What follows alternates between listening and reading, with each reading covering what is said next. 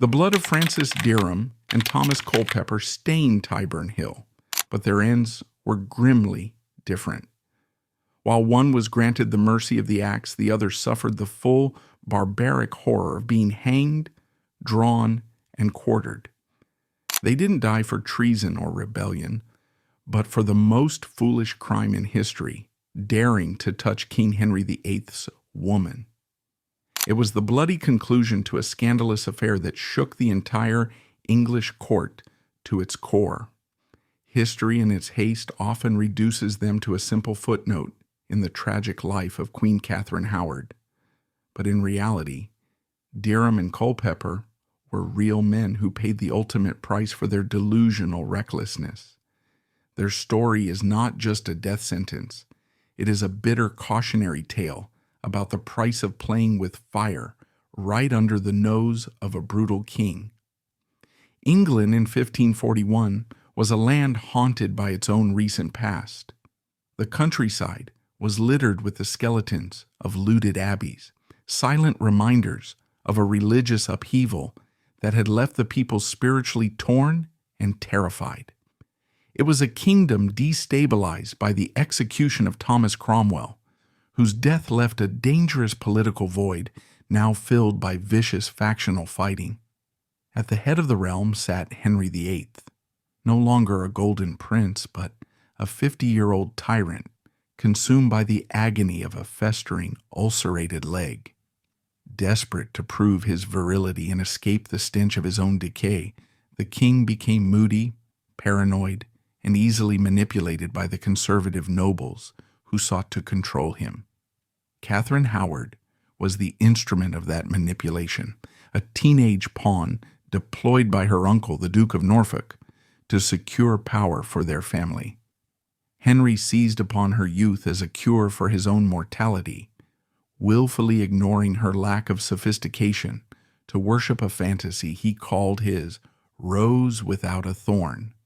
In his delusion, he saw a pure virgin who could restore his youth, showering her with jewels, while blinding himself to the reality of the girl beneath the crown.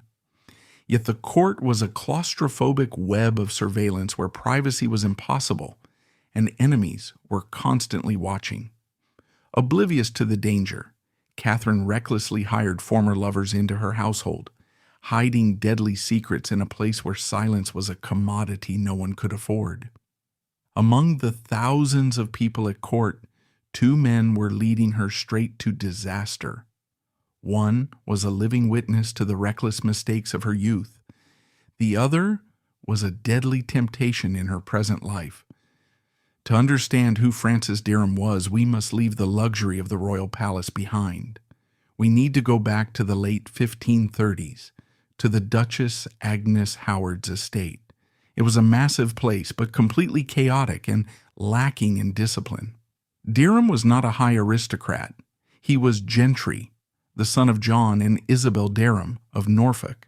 He was a man who had to scrape for his position. By the time he crossed paths with the young Catherine Howard, he was likely in his mid-20s, a grown man with worldly experience. Catherine, by contrast, was a child of perhaps 13 or 14. The Dowager Duchess household was meant to be a finishing school for young aristocratic ladies, a place where they learned manners, needlework, and piety. In reality, it was a dormitory of neglect. The Duchess was often at court or asleep, and the keys to the sleeping quarters were easily stolen. In this lax environment, Francis Dereham was the predator who became a lover. He did not court Catherine with poetry from a distance. He infiltrated her world. The testimony that would later emerge paints a picture of shocking domesticity. This was not a quick fumble in a darkened corridor. This was a relationship that mimicked marriage. Dereham and Catherine called each other husband and wife. In the eyes of their peers in the servants' hall, they were a couple. Dereham was bold. He would sneak into the girls' dormitory after the Duchess had retired. He brought gifts that a teenage girl would covet: sweet wine, strawberries, apples, and silks. He held court in her bed. The other girls in the dormitory, rather than reporting them, became complicit. They would watch or they would turn away, accepting the bribes of food and wine Dereham brought. The relationship went far beyond flirtation. They engaged in what the Tudors euphemistically called naked bed. They would lie together under the covers, their bodies touching skin to skin. Years later, when the axe was hovering over her neck, Catherine would try to minimize this. But her own words, and the words of witnesses, were damning. She admitted that Dereham knew her carnally. She admitted he used her as a man does his wife. In the 21st century, we might view this as statutory rape given her age. But in the 16th century, the legal implications were different and far more dangerous for the future. Under the canon law of the time, if a man and woman declared themselves husband and wife and then consummated that promise with sexual intercourse, they were legally married in the eyes of God. No priest was required, no church ceremony was needed. Francis Dereham believed Catherine was his wife, and he had the receipts to prove it. Their marriage ended in a storm of jealousy. A music teacher named Henry Mannix, who also had designs on Catherine, wrote an anonymous letter to the Dowager Duchess exposing the affair. The Duchess, finally waking up to the chaos under her roof, was furious. She struck Catherine physically and drove Dereham out of the house. Dereham fled to Ireland. The historical records during this period of his life are patchy, but they are colorful. There are strong suggestions that he engaged in piracy, or at least aggressive privateering, to make his fortune. He was a man of action, a man who took what he wanted. But before he left, he did something that proved this was not just a fling for him. He gave Catherine £100. In the 1530s, this was a staggering sum of money, his entire life savings. He told her to keep it safe. It was the act of a husband providing for his wife while he went to war. He fully intended to return. He fully intended to claim her. He could not have known that when he returned, his wife would belong to the King of England. While Dereham was scraping a living in Ireland, Thomas Culpeper was rising through the stratosphere of the English court. If Dereham was the rough outsider, Culpeper was the ultimate insider. Born in Bedgebury, Kent, he came from a family that was fiercely loyal to the Tudors. But Thomas was special. He had a charisma, a physical beauty, and a charm that captivated Henry VIII. By 1541, Culpeper held the position of Gentleman of the Privy Chamber. To the modern ear, this sounds like a fancy butler. In reality, it was one of the most powerful political positions in the kingdom. Access was power. The king was the sun around which the world revolved, and Culpeper stood directly in the light. He slept in the king's bedroom. He was there when the king woke up. He was there when the king went to sleep. Most intimately and most strangely to our modern sensibilities, Culpeper was involved in the management of the king's body. When the physicians came to dress the ulcerated leg, Culpeper was often the one assisting. He saw the king not as a god, but as a weeping, bleeding, vulnerable old man. Henry treated him like a surrogate son, perhaps seeing in Culpeper the youth and vigor he had lost. But beneath the velvet doublet and the courtly manners, Thomas Culpeper was a dangerous man. The records from the time hint at a darkness that the king chose to ignore. There is a surviving legal record of a pardon granted to a Thomas Culpeper for a horrific crime: the rape of a park keeper's wife and the murder of a villager who tried to stop the assault.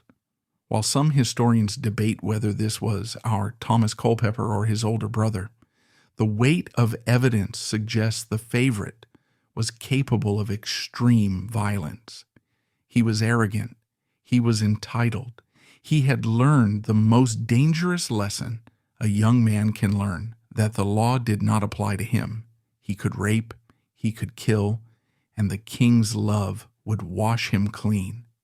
He walked the corridors of Hampton Court with the swagger of a man who believed he was untouchable. He was the king's favorite, but he wanted more. He had his eye on the king's prize. By the spring of 1541, the stage was set for a tragedy of Shakespearean proportions. On the throne sat Henry, blindly in love, physically rotting, desperate to believe in the illusion of his perfect marriage. In the shadows lurked Francis Dereham, returning from Ireland to find his wife wearing a crown. A smarter man would have run to the ends of the earth. Dereham, driven by arrogance, greed, or perhaps a twisted sense of ownership, walked right into the lion's den. He showed up at court, blackmailing Catherine with his mere presence. Terrified he would speak, she gave him a job. She made him her private secretary. She brought the smoking gun into her own household. And watching it all was Thomas Culpeper. He saw a queen who was bored. He saw a king who was repulsive. He saw a challenge. As the spring of 1541 turned into summer, the claustrophobic atmosphere of the royal palaces reached a breaking point. The king's excitement for his upcoming journey to the north was palpable. A grand tour designed to display his dominance and his beautiful young wife to his subjects. But while Henry prepared for a triumph, the shadows in Catherine's life were lengthening. The ghosts she thought she had left behind in the Duchess's dormitory were not content to stay in the past. They were packing their bags to join the royal caravan. As the massive machinery of the court began to move, it wasn't just luggage being loaded onto the wagons. It was a conspiracy that was about to find its most dangerous stage yet. In the summer of 1541, the Tudor court was preparing to move. King Henry VIII had ordered a great progress to the north of England. It was a massive logistical undertaking, a traveling city of thousands of courtiers, soldiers, servants, and tents moving through the English countryside. The goal was political, to subdue the rebellious north and show off the king's power. But for Queen Catherine Howard, the preparation for this journey was not a time of excitement. It was a time of suffocating terror. Francis Dereham had returned. When Dereham arrived at Hampton Court, he did not come as a beggar asking for charity. He came with the swagger of a man who held the keys to the kingdom. He knew exactly what he was doing. He knew that Catherine was now the wife of a king who had beheaded Anne Boleyn for suspected adultery. He knew that if the secret of their marriage in the Dowager Duchess's dormitory came out, Catherine was dead. He used this knowledge not just to get money, but to infiltrate her inner circle. He demanded a position in her household. Catherine, panicked and desperate to silence him, made the worst possible tactical decision. She hired him. She appointed Francis Dereham as her private secretary and gentleman usher. This was madness. By bringing him into her household, she was forced to see him every day. She gave him a salary, clothes, and access. But Dereham wasn't satisfied with just a job.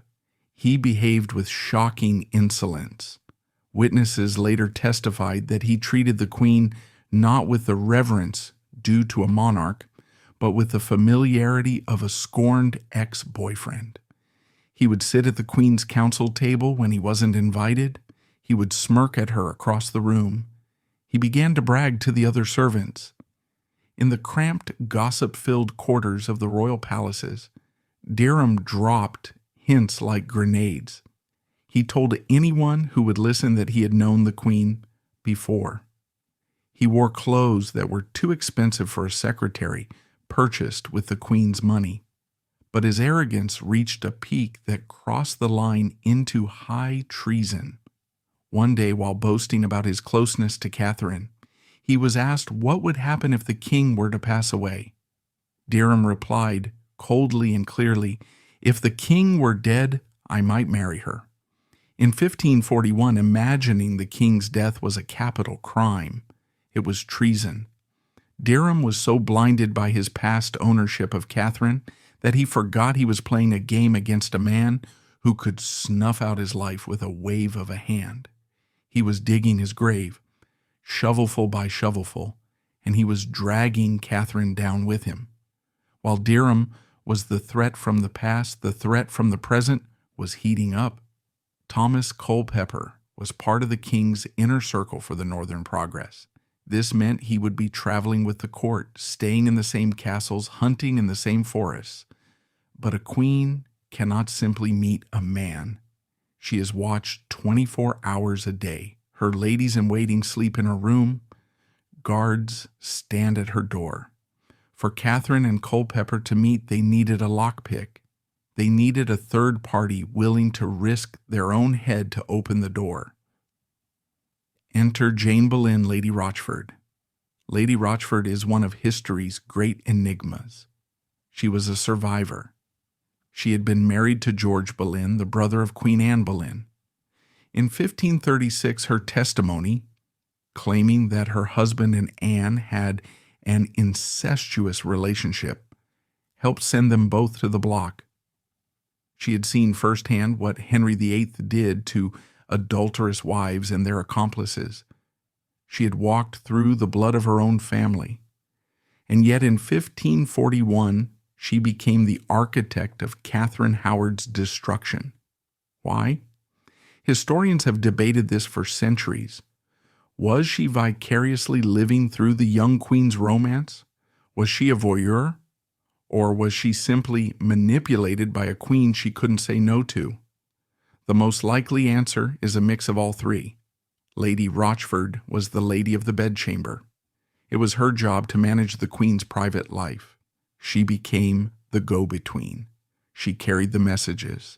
She signaled when the coast was clear. She bullied the other young ladies in waiting to go to sleep or leave the room. She stood guard at the back stairs while the King of England slept just down the hall. Without Lady Rochford, the affair would have remained a flirtation. With her, it became a conspiracy. The Royal Progress left London in June 1541. It was a miserable summer. It rained constantly. The roads turned to slurry. The mood in the massive caravan was tense. But inside the royal castles along the route, at Lincoln, at Pontefract, at York, the tension was of a different kind.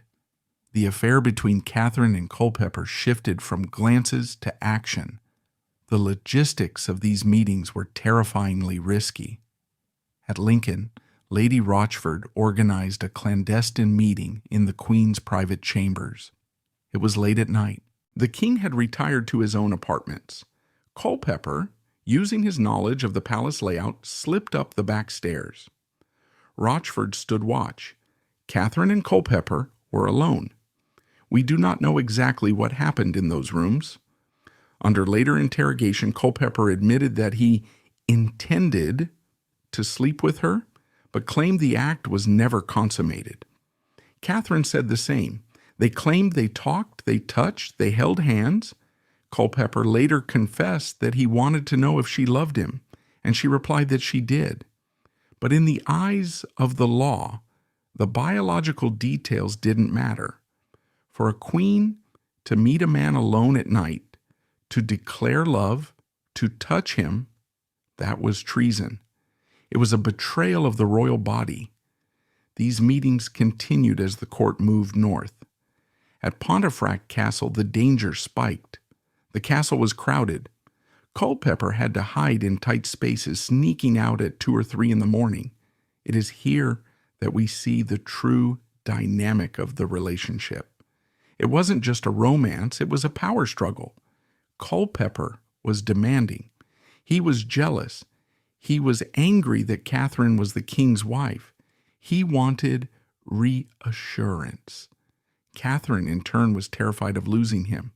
She was a girl overwhelmed by the rotting husband in her bed, grasping at the beautiful youth who offered an escape. It was during this time that Catherine made her fatal error. She put it in writing. In a world before text messages, lovers wrote notes. Most were burned, but one survived. It was found later in Culpeper's belongings. He had foolishly, arrogantly kept it as a trophy. The letter is a window into Catherine's soul. It is not written in the formal, guarded style of a queen. It is the rambling, desperate scrawl of a teenager in love. She wrote, "Master Culpeper, I heartily recommend me unto you, praying you to send me word how that you do." She worries about his health. She talks about the difficulty of sending messages. But then the raw emotion breaks through. "I never long so much for a thing as I do to see you and speak with you, the which I trust shall be shortly now. It makes my heart die to think I cannot be always in your company." And then the lines that would serve as her death warrant. "Come when my Lady Rochford is here, for then I shall be best at leisure to be at your commandment. Yours as long as life endures, Catherine. At your commandment." This was a queen submitting to a subject. Yours as long as life endures. This was a vow that superseded her marriage vows to the king. Culpeper kept the letter, perhaps to gloat, perhaps as leverage, or perhaps because he genuinely loved her. But that piece of paper was a ticking bomb sitting in his chest. While his wife was meeting Culpeper in the dark, and his new secretary Dereham was leering at her in the daylight, Henry VIII was having the time of his life. The North had submitted. The weather was clearing. His health seemed to stabilize momentarily. He felt like a king again, and he attributed this resurgence to Catherine. He believed the lie completely. In late October, as the court returned to Hampton Court, Henry ordered a special mass. He knelt in the chapel and publicly thanked God for the good life he led and trusted to lead with his beloved wife. He ordered the Bishop of Lincoln to draft a public prayer of thanksgiving for the Queen. The irony is almost unbearable to look back on. At the exact moment Henry was thanking God for her virtue, Catherine was likely panicking about how to keep Dereham quiet and when she could next see Culpeper. The court was a pressure cooker. The servants knew, the ladies-in-waiting knew. Dereham was boasting. Culpeper was strutting.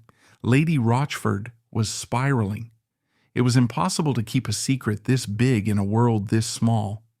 The explosion didn't come from the king catching them in bed. It didn't come from a guard finding Culpeper on the stairs. It came from the most mundane place imaginable, a conversation between a brother and a sister. In late October 1541, the court was back in the South.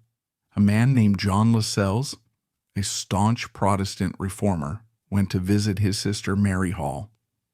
Mary had been a servant in the Dowager Duchess's household years ago. She had lived in the dormitory with Catherine.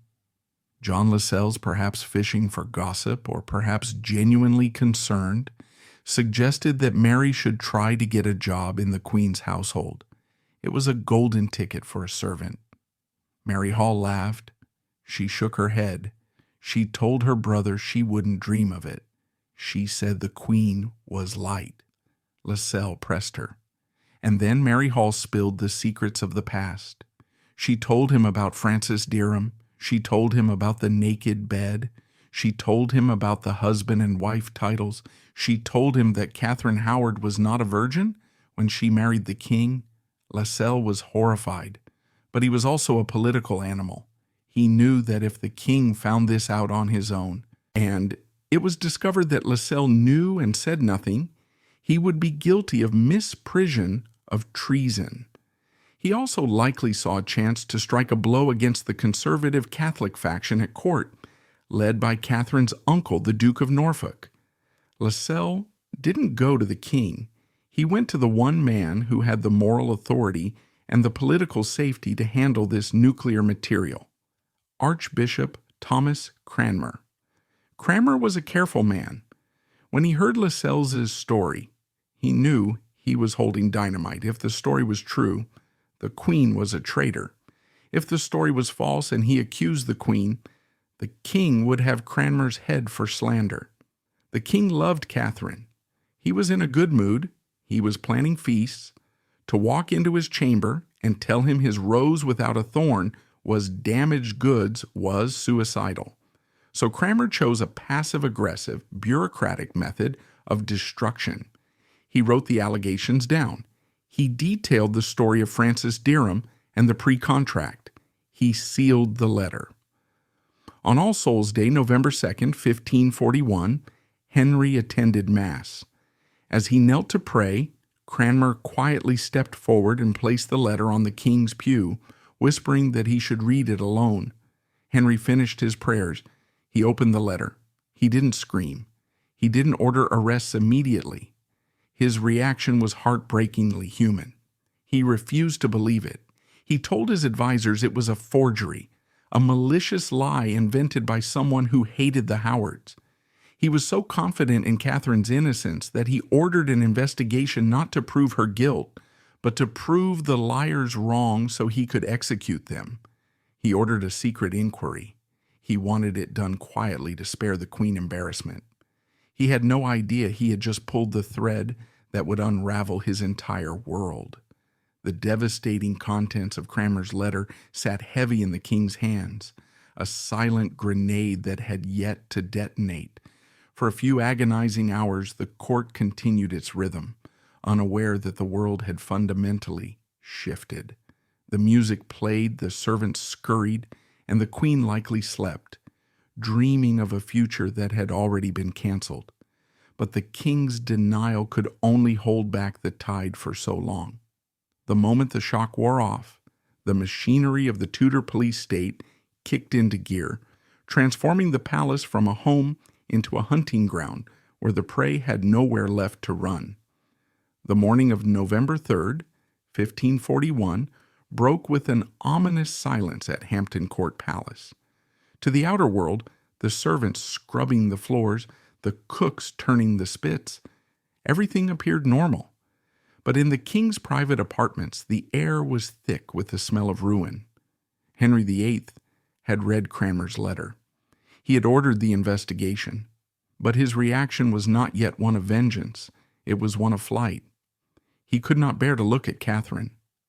The cognitive dissonance, the war between the rose without a thorn he worshipped and the damaged goods described in the letter, was too painful. Without saying a word to the queen, Henry ordered his horses. He announced a sudden desire to go hunting in the countryside. He left Hampton Court, leaving Catherine behind. She would never see his face again. Catherine was confused. The king's sudden departure was odd, but she was used to his moods. She did not know that the doors of the palace were being quietly locked. She did not know that the guards at the gate had new orders. No one leaves. She was a bird in a gilded cage, and the cat was already inside. The investigation moved with terrifying speed. The king's agents didn't start with the queen. They started with the loose ends. They tracked down Francis Dereham. Dereham was still at court, strutting in his fine clothes, believing himself secure in his blackmail. When the guards came for him, the shock must have been absolute. He was dragged not to a gentleman's cell, but to the Tower of London. The interrogation of Francis Dereham is a pivotal moment in English legal history. At first, he was defiant. He likely assumed this was about money or minor misconduct. But the interrogators, led by the ruthlessly efficient Lord Chancellor Thomas Audley and the Duke of Norfolk, weren't asking about money. They were asking about the naked bed. Under the pressure of the rack, or the mere threat of it, Dereham broke. He admitted everything about the past. Yes, he had known the queen carnally. Yes, they had called each other husband and wife. Yes, he had given her money.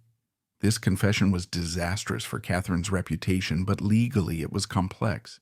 If Dereham and Catherine were pre-contracted, then Catherine's marriage to Henry was invalid. It meant she wasn't really the queen. If she wasn't the queen, she couldn't commit adultery against the king. She would be disgraced, annulled, and sent to a nunnery, but she would keep her head. But Dereham, sweating in the candlelight of the dungeon, realized he was the scapegoat. He was going to die for spoiling the king's goods. In a moment of desperate self-preservation, or perhaps spiteful vengeance against the woman who had moved on to a better lover, he dropped the second bombshell. He looked at his interrogators and essentially said, "Why are you asking me about what happened 3 years ago? You should be asking Thomas Culpeper about what happened last month." Dereham told them everything he had seen. He told them about the looks across the room. He told them about the secret meetings. He told them that while he had respected the Queen's new status, Culpeper had succeeded him in her affections. The investigation instantly mutated. It was no longer about a past indiscretion. It was now a hunt for present-day high treason. Back at Hampton Court, the silence was broken. Archbishop Cranmer arrived with a detachment of guards. He did not come to arrest Catherine. He came to question her. When he entered her chambers, he found a scene of total collapse. Catherine had heard the rumors. She knew Dereham had been arrested. When Cranmer walked in, she was in a state of frenzy, alternately weeping and screaming.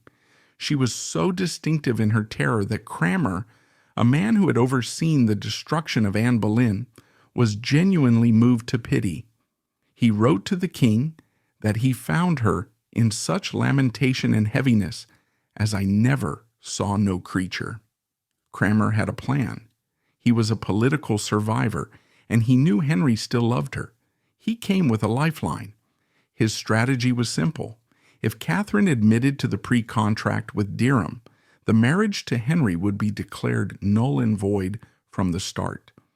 She would be humiliated. Yes, she would be the woman who slept with a secretary, but she would not be a traitoress. You cannot betray a husband you were never legally married to. Cranmer sat with her. He spoke gently. He coaxed her. Just admit you were Dereham's wife, he effectively urged. Admit the pre-contract. But Catherine Howard, in her panic and immaturity, made the fatal mistake.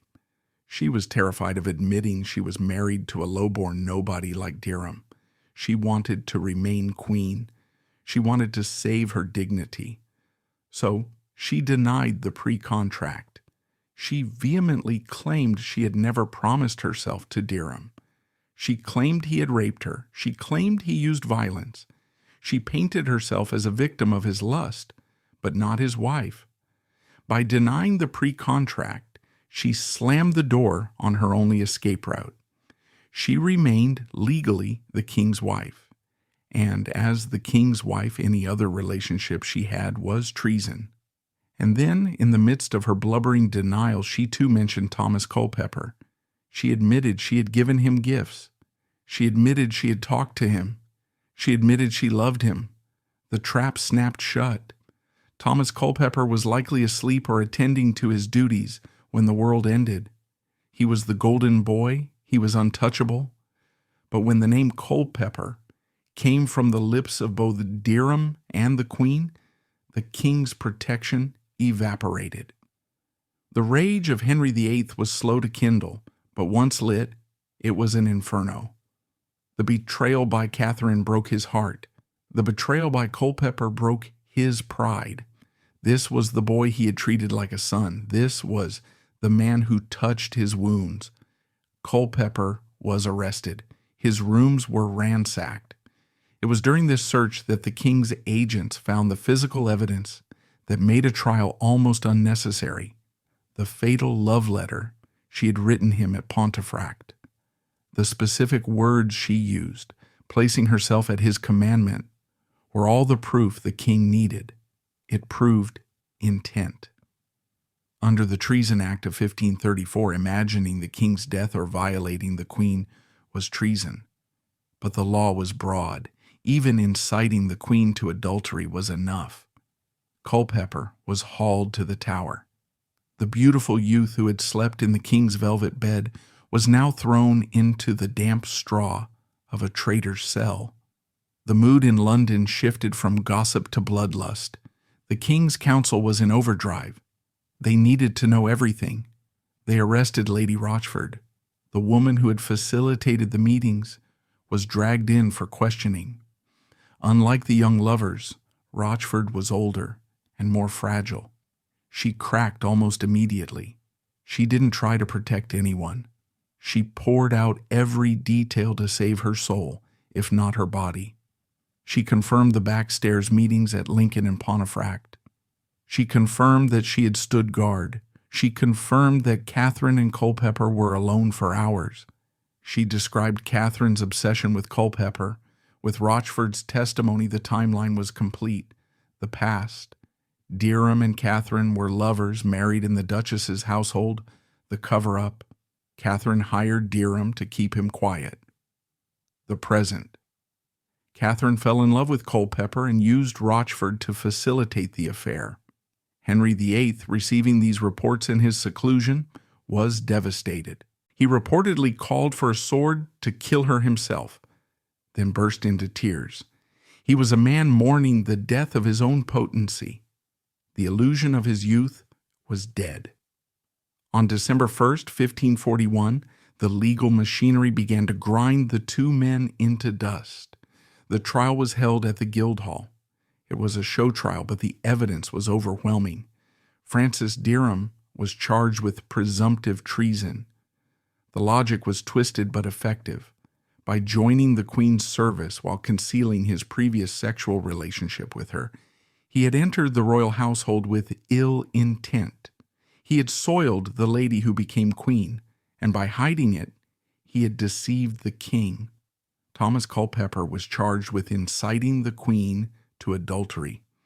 Both men pleaded not guilty initially, but the weight of the confessions, Dereham's admission of the past, Culpeper's ownership of the letter, was insurmountable. Culpeper changed his tactic. He admitted to the meetings. He admitted to the intent. He admitted he wanted to sleep with her. He essentially threw himself on the mercy of the king, hoping that his years of loyal service and the king's affection would save him from the worst. Dereham had no such hope. He was the villain of the piece. He was the one who had ruined the rose. The jury took little time. The verdict was a foregone conclusion: guilty. The sentence pronounced by the judge was the standard punishment for traitors, a sentence designed to be as terrifying as it was painful.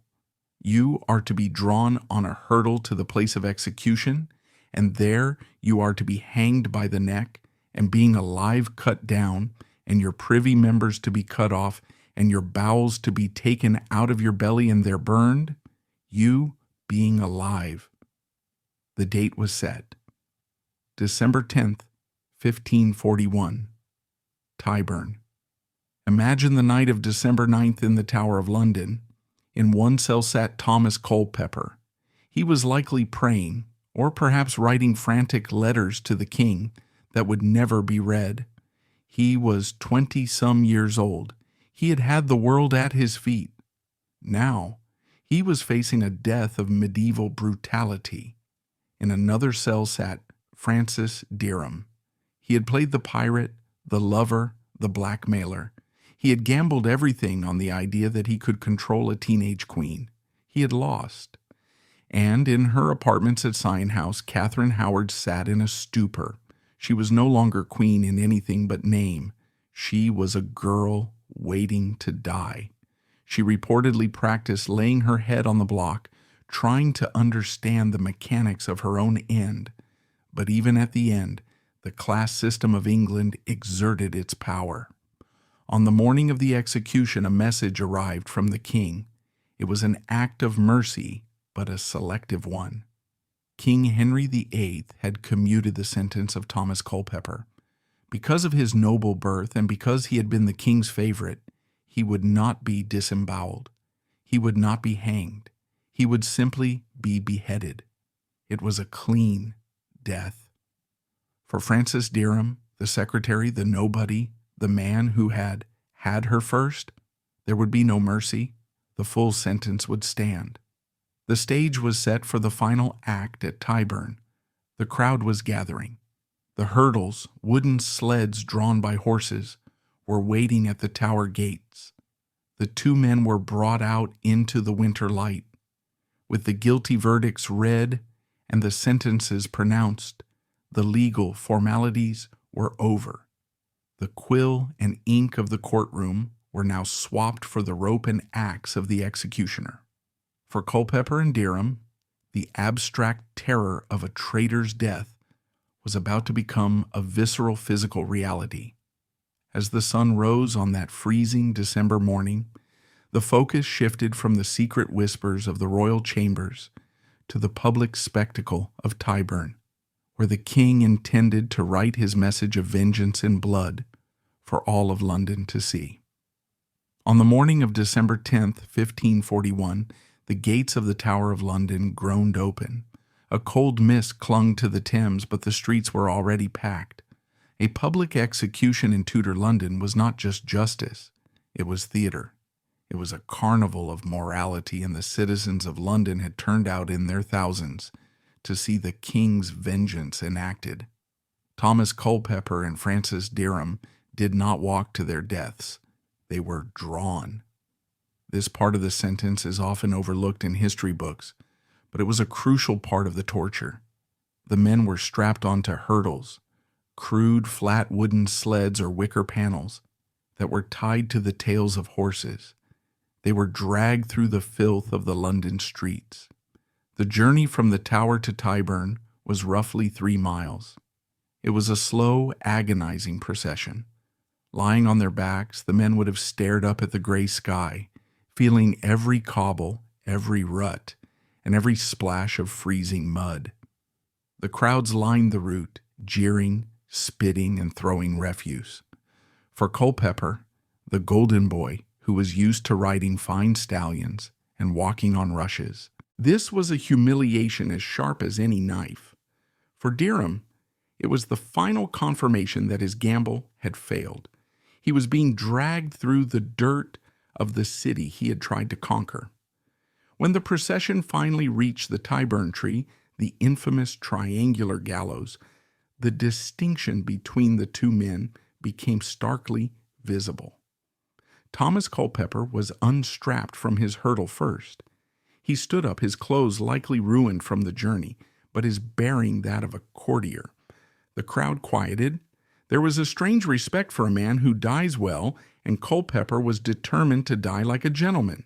He was granted the king's mercy. There was no rope for him, no knife, just a block. He climbed the scaffold. It is customary for the condemned to give a speech, and while records vary, the essence of Culpeper's final words was an admission of legal guilt, but a denial of the ultimate act. He asked the crowd to pray for him. He did not rail against the king. To do so would have meant the confiscation of his family's property. Even in death, he had to play the game. He knelt. He placed his neck on the block. The executioner raised the axe.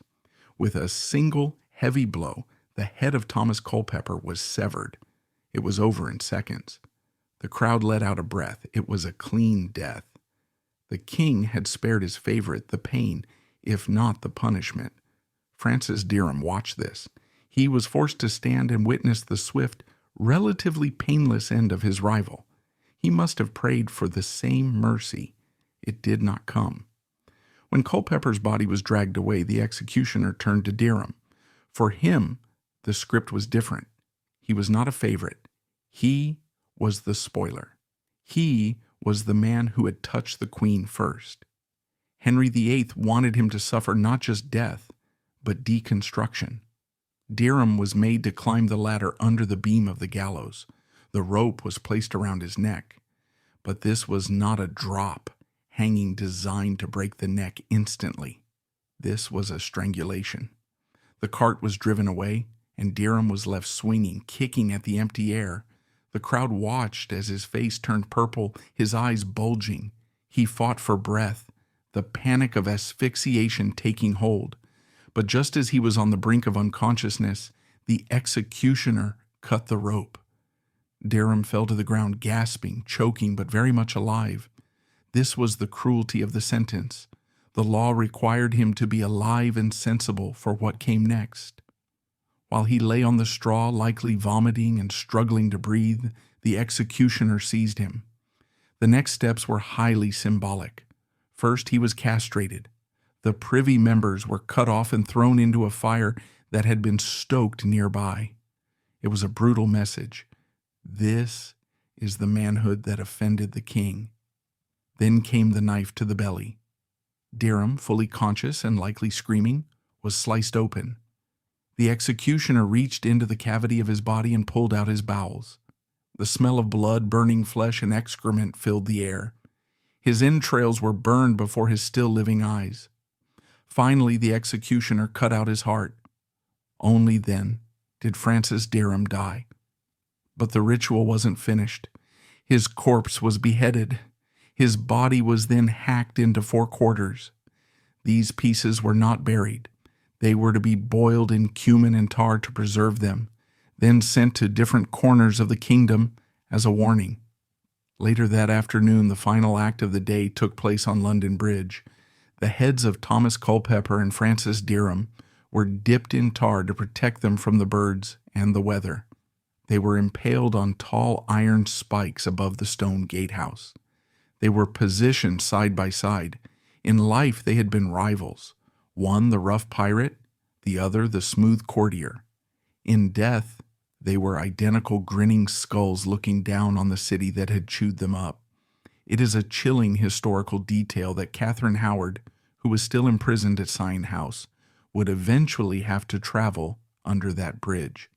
When she was finally brought to the Tower of London to meet her own fate, her barge would pass beneath the rot of the men she had loved. While the blood was drying at Tyburn, Catherine Howard was in a state of shock. The news of the executions reached her quickly. The reality of her situation was no longer a frightening possibility. It was a certainty. Henry VIII was not done. He had killed the lovers, but he still had to deal with the wife. However, a legal problem remained. Catherine had not admitted to the pre-contract. Therefore, legally, she was still the queen. Henry could not simply execute a queen for adultery without a trial, and a public trial would air even more of the king's dirty laundry. He had been humiliated enough, so the king and his council devised a new weapon. They would not give her a trial. They would not let her speak in her own defense. They would use Parliament to kill her. They drafted a Bill of Attainder. This was a legislative act that simply declared a person guilty of treason without the need for a judicial process. It was a death sentence by vote. But before the vote could pass, they needed to strip her of everything. In the weeks following the executions of Culpeper and Dereham, Catherine was systematically dismantled. Her jewels were taken. Her velvet gowns were replaced with simple gray wool. The title of queen was forbidden. She was referred to only as Mistress Catherine Howard. The rose without a thorn had been plucked, crushed, and discarded. In another cell in the tower, Jane Boleyn, Lady Rochford, was unraveling. The strain of the interrogation and the guilt of her role had broken her mind. She began to hallucinate. She spoke in riddles. She was, by all accounts, insane. This presented a problem for Henry. English law forbade the execution of the insane. It was considered a sin to kill someone who could not make their peace with God. But Henry VIII was past the point of religious niceties. He was a man possessed by a need for total erasure of this stain on his honor.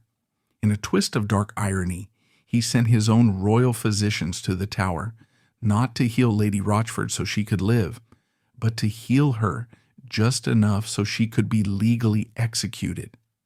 They treated her with tonics and rest, nursing her back to a state of sanity so that the axe could fall. Christmas 1541 was a grim affair at court. The king was trying to pretend everything was normal, hosting feasts and music.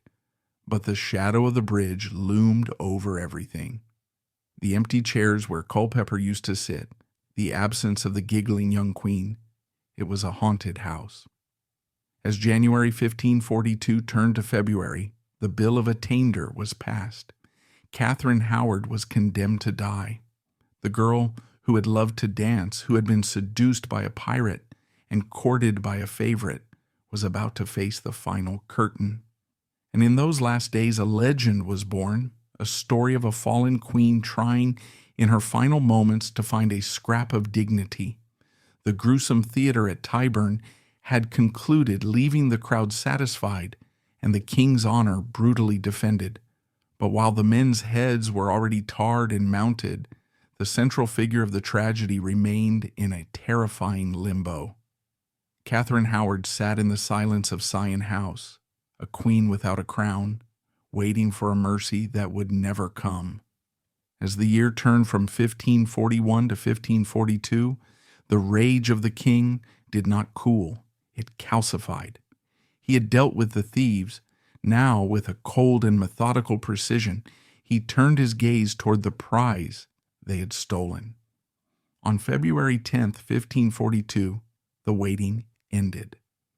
The barge arrived at Sion House to take Catherine Howard to the Tower of London. This was not the royal barge that had carried her to her coronation, draped in gold cloth and blowing trumpets. It was a somber vessel, manned by silent guards. As she stepped onto the boat, Catherine was no longer the defiant girl who had denied her pre-contract. She was broken. She was barely 20 years old, stripped of her jewels, her crown, and her dignity. The journey down the Thames was a slow drift into the heart of darkness. The river was the lifeblood of London, but for Catherine, it was a cemetery. As the barge cut through the grey water, it approached London Bridge. We cannot know for certain if she looked up, but it would have been impossible to ignore. The bridge was low and the spikes were high. There, swaying in the winter wind, were the tarred heads of Thomas Culpeper and Francis Dereham, the man who had seduced her in the dormitory and the man who had courted her in the palace, both reduced to grim warnings, staring down at the woman who had connected them. The barge passed under the bridge and arrived at the Traitor's Gate. This was the water entrance to the Tower of London, a gaping maw of stone that had swallowed Anne Boleyn, Thomas More, and countless others. Catherine was helped out of the boat, shivering not just from the cold, but from the terrifying realization that she had reached the end of her life. The night before her execution, February 12th, is the source of one of history's most haunting stories. Catherine was housed in the royal apartments of the Tower, the same rooms where she had stayed before her coronation. The luxury must have felt like a cruel joke. She was composed, but her terror was practical. She had never seen an execution. She didn't know how to die. She was terrified that she would faint or struggle or make a mess of the final moment. She wanted to die like a queen, even if she had been stripped of the title. So she made a request that stunned the constable of the Tower. She asked him to bring the executioner's block to her room. He agreed. The heavy piece of wood, curved to fit a human neck, was hauled into her private chamber. Alone, or perhaps with her confessor watching, Catherine Howard knelt down. She placed her neck on the wood. She practiced positioning herself. She tested the hardness of the block against her throat. She rehearsed her own death over and over again, trying to memorize the movements so that when the morning came, her body would know what to do, even if her mind collapsed. It is a singular image of Tudor tragedy. A teenage girl in a stone room, rehearsing her murder on a block of wood, trying to be good one last time. The morning of February 13th, 1542, was dark and cold. The execution was to be private, held within the walls of the Tower on Tower Green, rather than before the mob on Tower Hill. This was a small mercy, reserved for those of royal blood. A crowd of courtiers had gathered to witness the event. Among them was the king's cousin, the Earl of Surrey. They stood in silence as the former queen was led out. Catherine was weak. She had to be helped up the scaffold steps. She was dressed in dark velvet, a stark contrast to the bright silks she had loved. When she reached the platform, She saw the block, the real one this time. Beside it stood the executioner, masked and holding the axe. The straw was spread to catch the blood.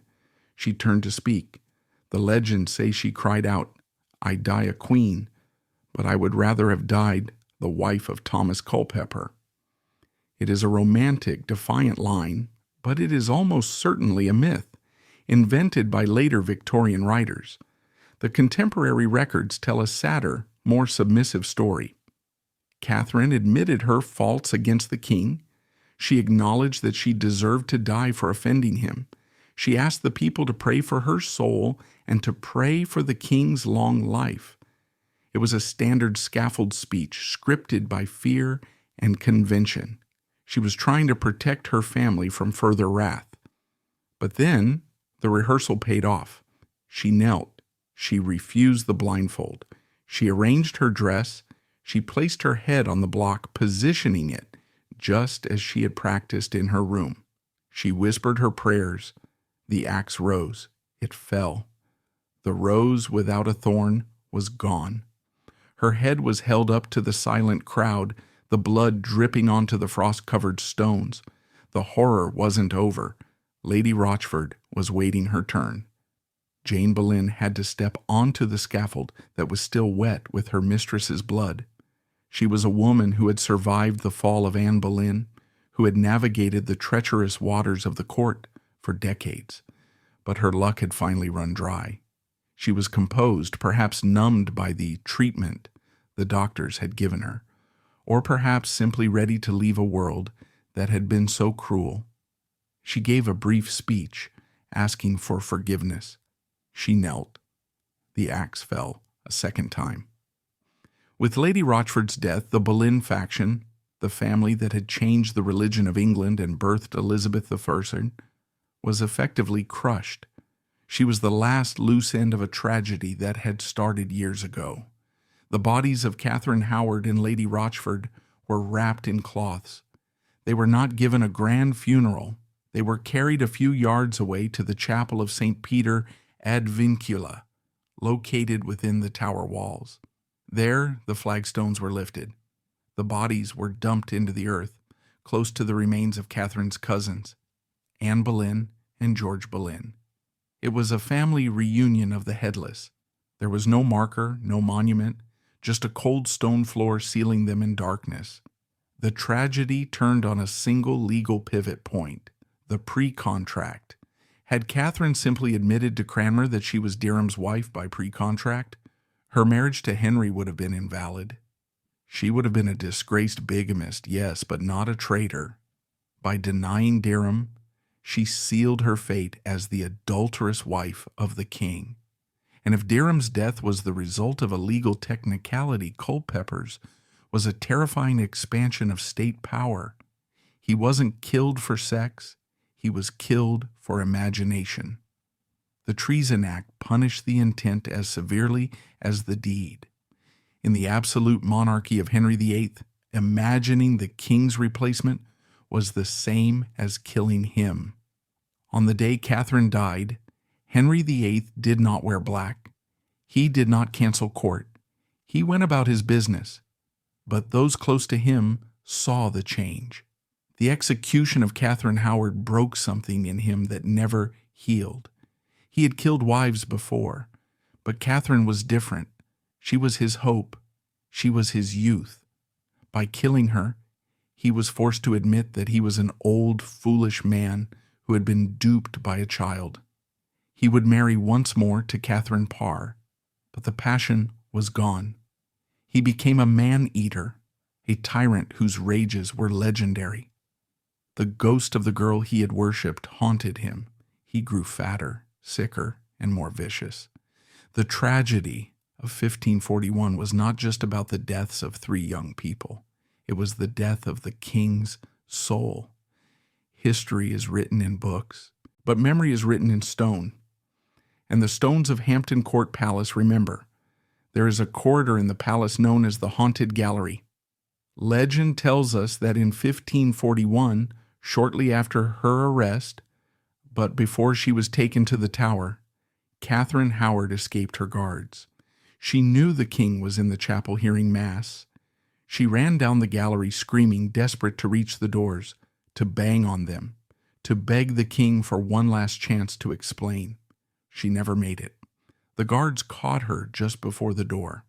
They dragged her back, screaming and kicking, while the king sat in silence on the other side of the wood, ignoring the cries of the woman he had worshipped. To this day, visitors and staff at Hampton Court report a strange chill in that gallery. Some claim to hear a woman screaming. Others describe a feeling of overwhelming panic. Whether you believe in ghosts or not, the story persists because it captures the emotional truth of the tragedy, the desperate, terrified child running toward a deaf God. If you walk across London Bridge today, the spikes are gone. The modern city of glass and steel towers over the Thames. But if you listen closely to the wind off the river, you can almost hear the echo of 1541, the creak of the rope, the thud of the axe, and the silence of a king who learned too late that you can cut off a head, but you cannot kill the truth.